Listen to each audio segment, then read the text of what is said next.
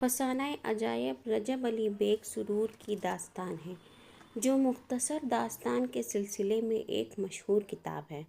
باغ و بہار کے جواب میں رجب علی بیگ سرور نے اس داستان کو سن 1824 میں تحریر کیا۔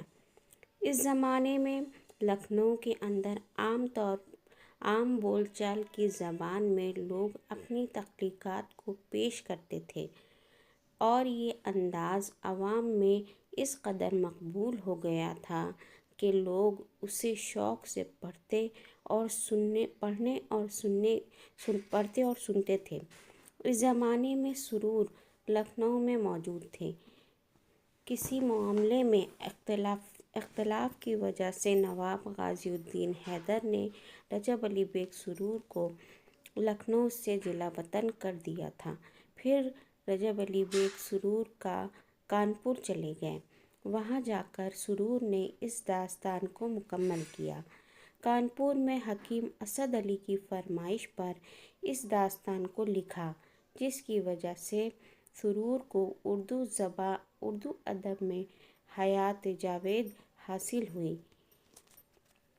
اس کی سب سے بڑی وجہ یہ ہے کہ سرور نے اس داستان کو لکھنے میں لکھنؤ کی عوامی بول چال، وہاں کی تہذیب اور ثقافت کو مدنظر رکھا تھا۔ سرور کی یہ کتاب سب سے پہلی اور اہم کتاب ہے۔